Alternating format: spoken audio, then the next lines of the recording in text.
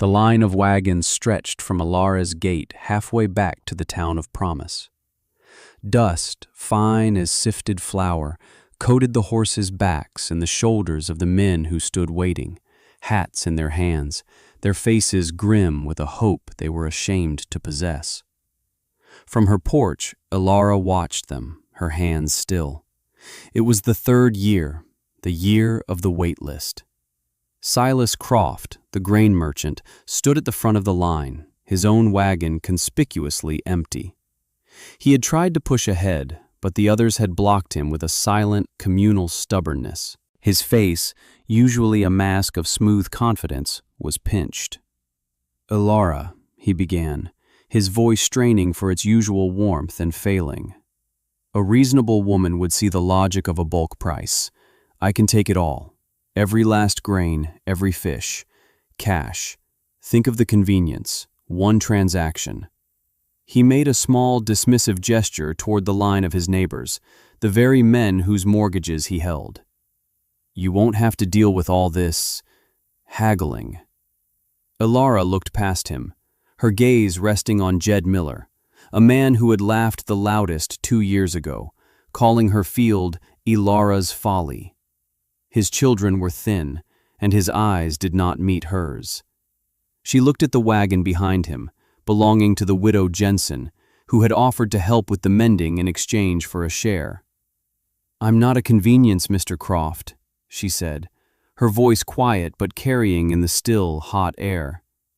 "And my price is my price. They all know it. So do you." Croft's jaw tightened. He knew the count. He knew almost to the pound what her harvest would be. It was a knowledge that had nearly cost her everything.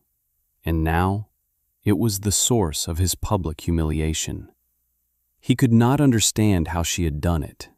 How a woman, alone, with a parcel of land everyone knew was worthless, had become the sole proprietor of the only real currency in a drought-strangled county: food. He saw a stubborn woman guarding a fluke. He did not see the nights of arithmetic, the cracked hands, the quiet partnership with mud and water and sky. He did not see the beginning. 2 years earlier, the field was a curse. It had come to her with the deed to the small, weathered house after her husband's fever. A final, miserable piece of an inheritance nobody would ever want. 40 acres, 30 of which were a low-lying basin that caught the spring melt and held it. By May, it was a stagnant, stinking swamp.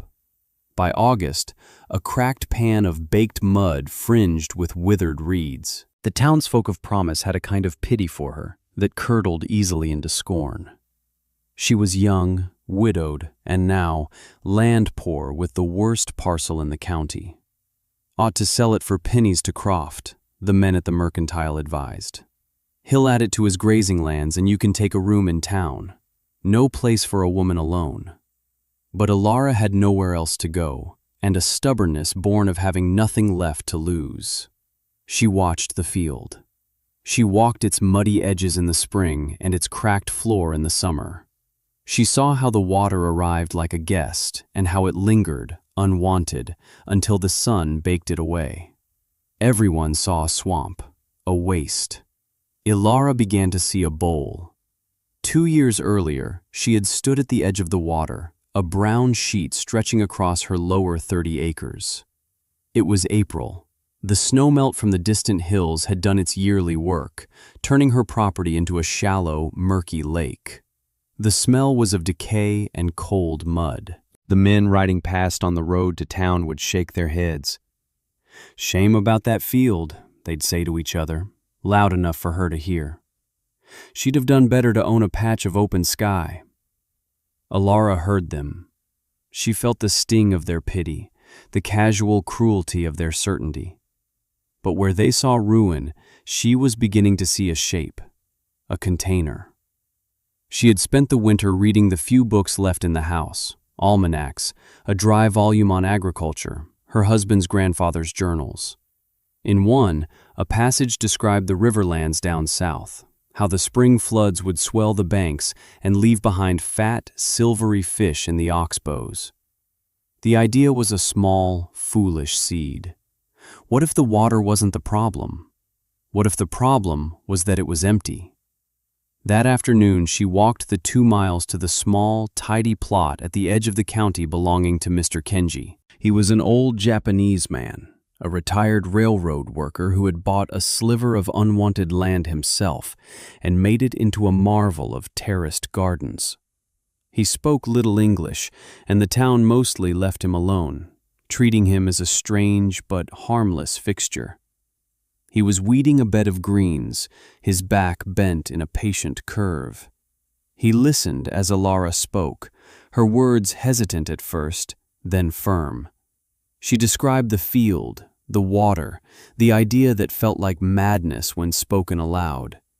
He straightened up, wiping his hands on his trousers, and looked at her with dark, intelligent eyes that missed nothing.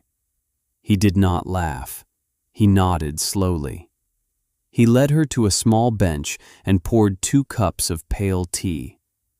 "Mizu," he said, tapping his cup. "Water." He looked toward her land, though it was out of sight. "Water can be your master or your servant." He paused, searching for the words. "You must teach it what to carry." He spoke of his home, of fields that lived under water. He drew a shape in the dirt with his finger, a stepped square. "Rice," he said. Then he drew a fish swimming inside the square. "Sakana." He explained, in his careful, fragmented English, the partnership. The fish ate the weeds, the pests, the mosquito larvae. Their waste fed the rice. The rice gave the small fish cover from birds. The water, which everyone saw as a destructive flood, was the home that held it all together. It was not a swamp. It was an engine, waiting for its parts. "But catfish?" Alara asked. It was the only fish she thought she could get. He smiled, a rare, crinkling expression. "Catfish is a stubborn survivor. Like you," he said. "Good bottom dweller. It will work. But you must keep the water. You must be the boss of the water." He gave her a small, heavy sack. Inside were grains of rice, shorter and plumper than any she had ever seen.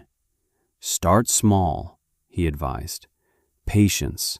The land teaches you." Alara walked home, the weight of the sack in her hand a solid, tangible thing against the flimsy architecture of her hope. The town's laughter seemed very far away. That night, for the first time in a year, she did not dream of what she had lost. She dreamt of water and what it might carry. The work began before the sun. Alara bought a dozen shovels over the next weeks, not all at once, lest she invite questions. She'd buy one with her flour, another with her salt. The storekeeper, Mr. Gable, would raise an eyebrow. "Starting a graveyard, Alara?" he'd asked once, a poor attempt at a joke. She just gave him a level look, and he dropped it. The shovels were for building the levees.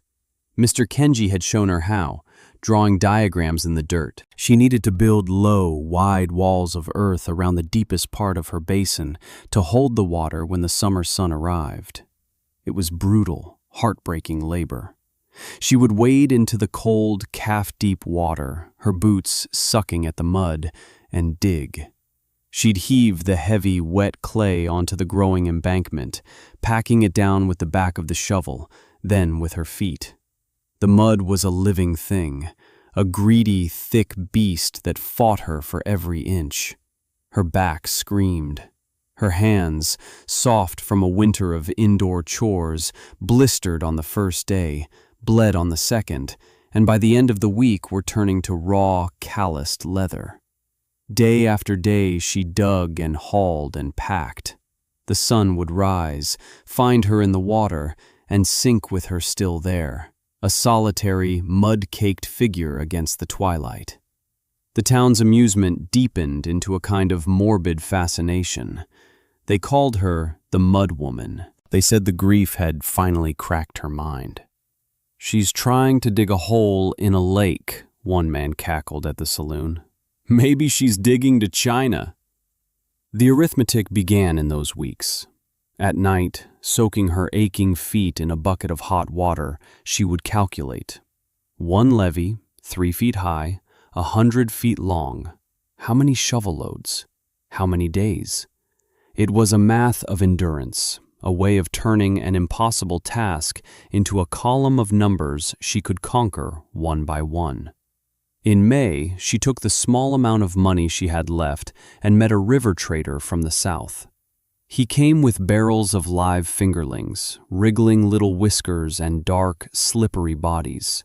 She bought 200 of them. He looked at her field, a vast puddle with a half-finished wall of mud around it, and spat. "Lady, you're buying fish to feed the herons," he said, but he took her money. Releasing them was a quiet ceremony. She waded into the center of her new, contained pond and gently tipped the buckets. The fingerlings vanished into the murky water. Gone. For a moment, a terrible doubt seized her. She had just poured her last silver coins into a mud puddle. But then she remembered Mr. Kinji's words, patience. She began planting the rice. She would take a handful of the soaked seeds and cast them across the water's surface in the shallower sections. It felt like another act of foolish faith, tossing seeds into a swamp.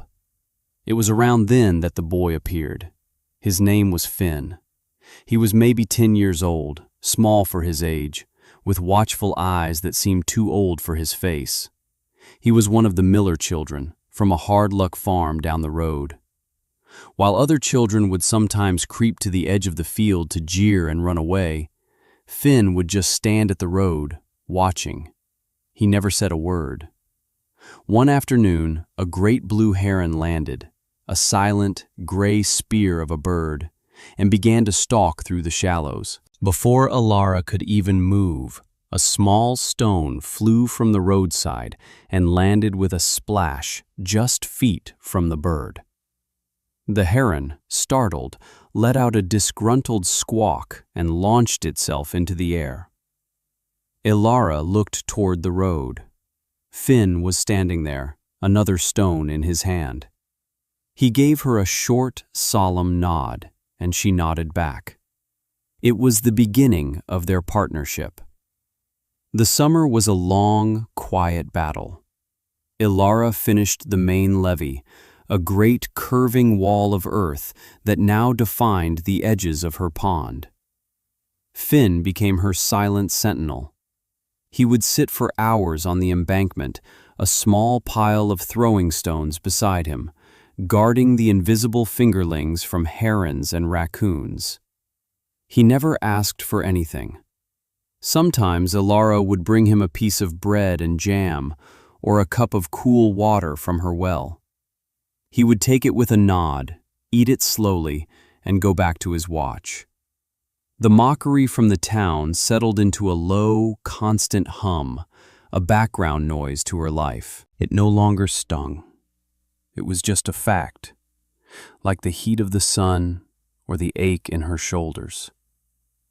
Her world had shrunk to the 40 acres, to the slow changes in the water and the sky. She learned its language. She could tell by the color of the water if the algae was blooming. She could see the tiny, frantic movements of water striders and knew the ecosystem was alive. And beneath it all, she hoped, the catfish were growing. The first sign of success came in late July. The rice, which she had planted with so little faith, began to appear. At first it was just a faint green haze on the surface of the water in the shallows. Then, thin, vibrant shoots pushed toward the sky. Within 2 weeks, the edges of her pond were fringed with a lush, impossible green. People on the road would slow their wagons, their laughter dying in their throats. A field of rice growing in Alara's folly was a thing that did not make sense, like a river flowing uphill. It was a crack in their certainty. The real proof came in August. Her supplies were low, and the thought of another meal of dry biscuits and beans was unbearable. On a whim, she took a length of twine, baited a hook with a worm, and tossed it into the deepest part of the pond. She didn't expect anything. It was a gesture, a question asked of the water. For 10 minutes, nothing happened. Then the line went taut. It pulled with a surprising, muscular strength. She fought it, her heart suddenly pounding in her chest, her hands clumsy with excitement. She hauled it in, hand over hand, until a flash of silver broke the surface. It was a catfish, a foot long, sleek and fat and gleaming.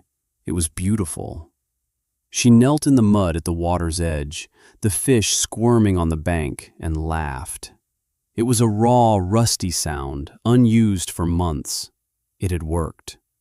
That night, she fried the fish in her last bit of cornmeal. Finn, who had watched her catch it with wide, unblinking eyes, sat at her small kitchen table. She gave him the largest piece. The flesh was white, sweet, and clean. It tasted of nothing but fresh water and wildness. It tasted of victory. She ate slowly, savoring every bite. This, she thought, was a secret worth keeping. She had one fish. The arithmetic told her there should be nearly 200 more, growing fat in the dark, cool mud below. The drought could take the corn. The blight could take the wheat. But she had a secret, swimming harvest, and a field of impossible green rice. She was no longer poor. She was just not yet rich. By June of the second year, the secret was getting harder to keep. The rice stood waist-high, a dense, rippling sea of green that seemed to drink the sunlight. The pond, once a murky brown, had cleared. The catfish, now a thriving, hungry population, had consumed the algae and weeds, turning the water a translucent, peaty color. From the road, you could sometimes see the dark, torpedo shapes of them moving slowly in the depths. The town of Promise no longer laughed. They stared. The sight of Alara's folly, now lush and vividly alive, was a quiet rebuke to them all. It was a thing that shouldn't be, and yet it was. The talk in the mercantile shifted from pity to a grudging, baffled respect. "Never seen rice grow in this county," men would mutter, staring out the door as if to confirm the field was still there. "And the water's clean. How'd she get the water clean?" It is easier to believe a thing is rotten than to admit you were wrong to mock it. So, a new narrative began to form. It was a fluke, a one-time piece of luck. The spring had been unusually wet, the summer mild. Next year, it would fail. It had to. The first person to truly understand was an outsider. He was a cook traveling with a geological survey crew, a man named Charles who had a discerning palate and a deep weariness of the greasy, flavorless fare served at the town's only inn. He heard the stories of Alara's mudfish, and his curiosity was piqued. He walked out to her farm one afternoon, a tall, sweat-stained man in city clothes. "Ma'am," he said, tipping his hat, "I'm told you're farming fish in that pond." Alara was mending a section of the levee. She straightened up, cautious. "I am. The stories in town make them sound like a joke, but I've learned that when small-town folk make fun of a thing, it's sometimes because they don't understand it. Would you be willing to sell one?" He was polite. His eyes were tired but direct. He wasn't mocking her. She studied him for a moment, then nodded. "I can." She took her net, a simple thing she'd woven herself, and with a practiced motion, swept it through a deep channel she had dug. The net came up heavy, thrashing with a huge 3-pound catfish. Its whiskers twitched, its skin a dappled, healthy gray. Charles's eyes widened. He had been expecting some stunted, muddy creature. This was a prime fish. "My God," he breathed. "How much?" $1, she said. It was a bold price, twice what river fish went for, but it was a fair price for a fish of that size and quality. Without hesitation, he pulled the coins from his pocket. The next evening, he was back. He stood at her gate, his face glowing with an almost religious zeal. "Ma'am," he said, his voice hushed, "that was the finest freshwater fish I have eaten in my life. Sweet, clean, no mud in it at all. None. What are you feeding them?" "They eat what the pond gives them," she said simply, "and they feed the rice." He looked from her to the green fields, to the clear water, and he finally understood. He saw the system. "I'll buy every fish you're willing to sell me for the rest of the month," he said, "and I'll pay your price without a word of complaint." That month, Alara sold 20 fish to Charles. The silver dollars felt heavy and real in her hand. It was the first true money the farm had earned. More importantly, the survey crew, a dozen hungry men, talked. They talked in the inn, at the mercantile, to the blacksmith. They spoke of the miraculous fish, of its clean taste and firm flesh. The town of Promise listened, and their confusion deepened. A fluke could not taste that good. Luck did not have a flavor. August arrived like the open door of a furnace. The sky, which had been a generous blue all spring, turned to a hard, pale sheet of brass. No rain fell. Day after day, the sun beat down on the plains around Promise. The creeks, which usually ran sluggishly through the summer, dwindled to a series of stagnant pools, then vanished entirely, leaving behind cracked, gray beds that looked like bleached bones. The corn in the surrounding fields, which had stood so proud and green in July, began to suffer. The leaves curled in on themselves, turning a sickly yellow-brown. The stalks, which should have been swelling with ears, were thin and brittle. The wheat shriveled on the stalk. The prairie grass turned the color of old straw, and the ranchers' cattle grew thin, their ribs showing like washboards as they wandered listlessly in search of a green shoot or a mouthful of water. The wells in town began to go low. A quiet panic started to set in, a low hum of anxiety beneath the daily rhythms of life. Hunger changes a town. It scours away the easy laughter and leaves behind a sharp-edged fear. In the midst of this spreading desert of brown and gray, Alara's farm was an island of impossible green. Her field, being the lowest point in the area, had been the basin for all the spring runoff. The deep clay soil and the mud at the bottom of her pond held the water with a stubborn tenacity. While other farms baked, hers steamed gently in the morning sun. Her levees, which the town had seen as the walls of a madwoman's folly, were now the ramparts of a fortress, holding in the most precious commodity in the county, water. Her rice was thriving, the heads heavy with grain. Her catfish were safe and cool in the deep, muddy bottom of their pond, insulated from the punishing heat. Alara felt a strange, guilty awe. She had not prayed for drought.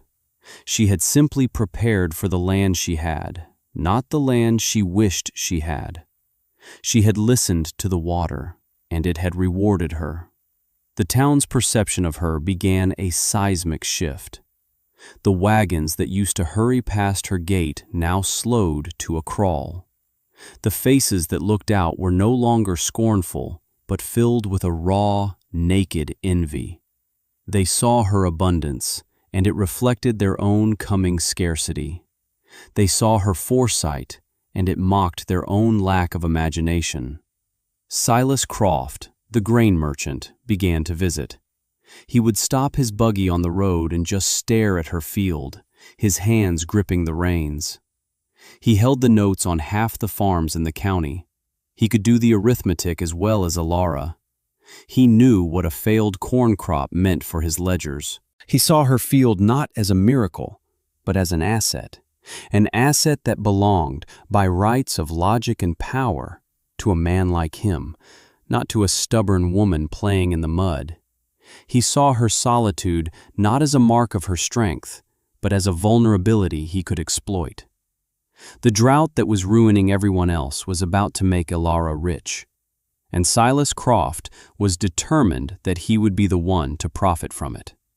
"A woman alone can't harvest a field this size," Silas Croft said, his voice slick with false concern. He had not waited at the road this time. He had unlatched her gate and walked right up to her porch, his shadow falling over her as she sat mending a net.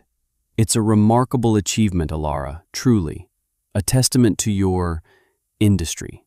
But the rice will ripen all at once. The fish will need processing. It's too much for one person," he smiled, a practiced, reassuring expression that did not reach his cold eyes. "Let me take it off your hands. I'll give you a fair price for the lot. More money than you've ever seen. You can take the winter off, buy a nice place in town." Ilara kept her hand steady on the net. She had been expecting this. She had seen the hunger in his eyes for weeks. "What's your fair price, Mr. Croft?" she asked, her voice neutral. He named a number. It was a great deal of money, more than the farm was worth on paper. But it was less than half of what he knew the harvest would fetch in the drought-stricken market. He was counting on her ignorance, on her fear, on her being overwhelmed. He was counting on her being a woman alone. "No, thank you," she said, without looking up from her work. Croft's smile faltered. He was not used to being refused. "Don't be a fool, Ilara. That's a generous offer. A bird in the hand, you know. What if a storm comes? What if the birds get it? What if it rots in the field because you can't bring it in fast enough?" "I'll manage," she said. His condescension hardened into a threat. "This is a community, Ilara. People are going to be hungry this winter. Hoarding food, well, that doesn't sit well with folks. They might get the wrong idea. They might think you're being selfish." "I think they'll know selfish when they see it, Mr. Croft," she said, finally meeting his gaze. He left in a fury, his buggy kicking up a cloud of angry dust. She knew it was not over. A man like Croft did not accept defeat. He changed the rules. The attack came a week later, on a moonless night. Ilara was woken not by a sound, but by Finn, who was suddenly shaking her shoulder, his face pale in the faint starlight coming through her window. He had taken to sleeping in a small lean-to he'd built against the barn, a self-appointed guardian of the farm. "The water," he whispered, his voice tight with panic. "The sound is wrong." She was out of the house in an instant, running toward the main levee, her heart a cold knot of dread.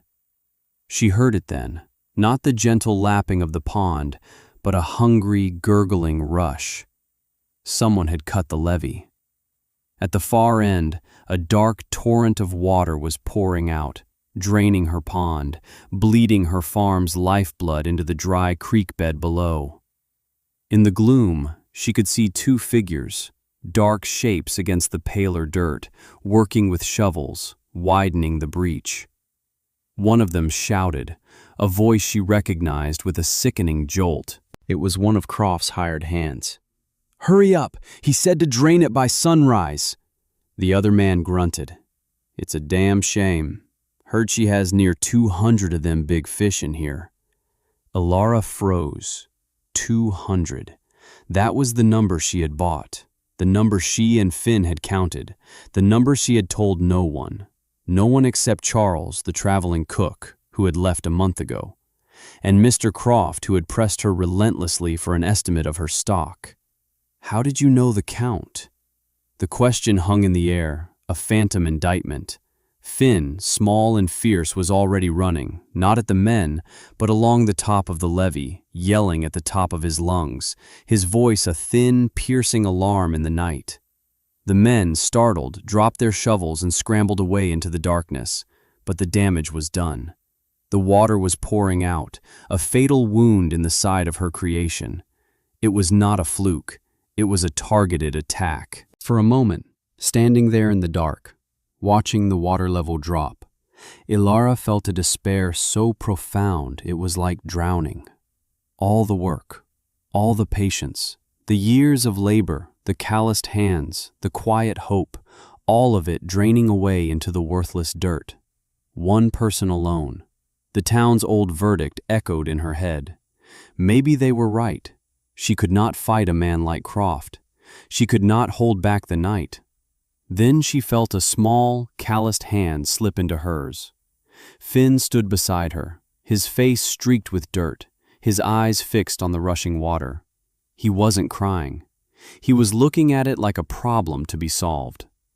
"The lower channel," he said, his voice surprisingly steady. "If we block it there, it'll back up. Give us time." His courage was a spark in her own darkness. He was right. Despair was a luxury. The arithmetic had changed. Now it was the math of loss. How much water per minute? How many hours until the fish were stranded, gasping in the mud? She looked at the gash in the levee, then at the sky, where the first hint of gray was appearing. She would not be one person alone. She walked back to the house, Finn at her side, and rang the heavy iron bell on the porch, the one used for fires or emergencies, its loud, frantic clang shattering the pre-dawn quiet. She rang it again and again, a desperate, defiant summons. It took 20 minutes. Then, a single lantern appeared on the road, bobbing in the darkness. It was Jed Miller, Finn's father, the man who had laughed the loudest. He carried a shovel. He stopped at the gate, his face uncertain. "Heard the bell," he said, his voice rough. "What's wrong?" "My levee is cut," Ilara said, her voice flat with exhaustion. "I'm losing the water." He looked past her, toward the sound of the rushing stream. He looked at her face, at his son standing beside her. He saw no arrogance, only a weary plea. He remembered the pinched faces of his own children, the emptiness of his own fields. He looked at the one place in the whole county that held a promise of food for the winter, and he saw it dying. Without another word, he walked past her, toward the breach. More lights were appearing on the road now. Wagons, men on foot, carrying shovels and lanterns, the widow Jensen, the blacksmith, the families who had watched her, first in scorn, then in wonder. They had all heard the bell. They gathered at the breach, a silent, grim-faced crowd, their lanterns casting a flickering, hellish light on the muddy water. No one spoke of blame. The disaster was too immediate. They just looked at the torrent, and then at Ilara. This was her folly, and it was their only hope. Jed Miller was the first to act. He slid down the muddy bank and plunged his shovel into the rushing water, trying to drive it into the breach. The current almost tore it from his hands. Another man followed, and another. Soon, a dozen men were in the water, a human wall against the flood, their bodies braced against the current, their shovels working to drive mud and stones into the gap. The women, led by the widow Jensen, started tearing burlap sacks from the wagons, filling them with dry dirt from the road, creating sandbags to reinforce the men's work. Ilara worked alongside them, her movements mechanical, her mind numb. She was no longer the strange mud woman. She was a commander of a desperate army. They worked for hours, a silent, frantic choreography of mud and muscle. As the sun rose, casting a pink glow over the scene, the gush slowed to a trickle, and then, finally, it stopped. The levee held. They had saved it. The pond had lost nearly a third of its water, but it was alive. The fish were safe. Ilara stood on the repaired levee, her clothes soaked, her body trembling with exhaustion. The people who had saved her farm stood watching her, their faces streaked with mud and sweat. They were not her mockers anymore. They were her partners. The next day, the town knew. The story of the cut levee and the night-long battle to save it spread faster than a prairie fire. No one had to say Silas Croft's name. The knowledge of his guilt settled over the community like the dust of the drought. Being right is its own kind of reply. Ilara did not have to accuse him. His greed had exposed him. The near disaster had changed everything. The harvest could not wait. The rice was golden and heavy on the stalk. The fish needed to be brought in, and the town was hungry.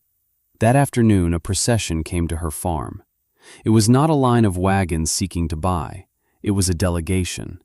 Jed Miller stood at the front, his hat in his hands, his pride a visible, painful weight. "Elara," he said, his voice low, We don't have much to offer in the way of cash. The crops have failed. Croft won't extend us any more credit." He gestured to the people behind him. "But we have hands. We can work. We'll help you bring in your harvest. For a share, whatever you think is fair." This was the moment, the pivot upon which her entire future and the town's would turn. She held all the power. She could name any price. She could demand half the harvest, 2/3. She could become a baroness of rice and fish, holding the town in the same kind of debt thraldom as Croft. She thought of the arithmetic of survival she had done in the dark, night after night. She thought of Mr. Kenji's simple wisdom. You must teach the water what to carry. She had taught it to carry rice and fish. But what was she meant to carry? She looked at their faces, at the fear and the hope warring in their eyes. She saw the community she had never had, standing at her gate, asking not for a handout, but for a partnership. "One day's work for your family's food for a week," she said, her voice clear and strong. "We'll harvest the rice together. We'll net the fish together, and we'll share it. Enough for me to replant and to sell to the city buyers. The rest is for promise." A collective sigh went through the crowd, a release of tension so profound it was almost a sound. Jed Miller's eyes shone with unshed tears. It was more than fair. It was generous. It was salvation. The next morning the harvest began. The same people who had mocked her now stood waist-deep in her pond, their laughter genuine this time as they learned the strange, rhythmic art of cutting rice underwater. They formed lines, passing the heavy sheaves to the bank. Others worked the nets, hauling in the massive silvery catfish that thrashed in the shallows. It was a festival of labor. Finn, his face alight with importance, directed the sorting of the fish. Mr. Kenji came and showed them the right way to thresh the rice, his quiet presence a blessing on the whole affair. In the evenings, the whole town ate together, feasting on fried catfish and steamed rice, the first full bellies they'd had in months. Silas Croft came one last time. He saw the community in the field, the piles of golden rice, the barrels of fish. He saw the laughter and the camaraderie. He saw a system that had no place for a man like him. He tried to speak to Elara, to make one last offer, but the people simply formed a silent wall around her. He was the outsider now. He turned and left, a man defeated not by force, but by a generosity he could not comprehend. The great harvest lasted 2 weeks. Basket after basket after basket of rice, barrel after barrel of fish. The town's portion was set aside, a communal larder against the coming winter. Elara's barn, once empty, was filled to the rafters with sacks of fragrant, unmilled rice. A special wagon, fitted with water tanks, was hired to take a portion of the live fish to the city, where chefs were already clamoring for them based on the stories of Charles, the traveling cook. The money from that sale paid off the last of her husband's debts and secured the farm for good. She was not just solvent, she was prosperous. Her generosity had not cost her. It had, in the strange arithmetic of community, multiplied her wealth. The day the last wagon was loaded, the town gathered at her farm. There were no grand speeches. Jed Miller, on behalf of everyone, presented her with a new shovel. Its wooden handle was smooth and oiled, its metal blade polished to a mirror shine. It was a tool, but it was also a trophy.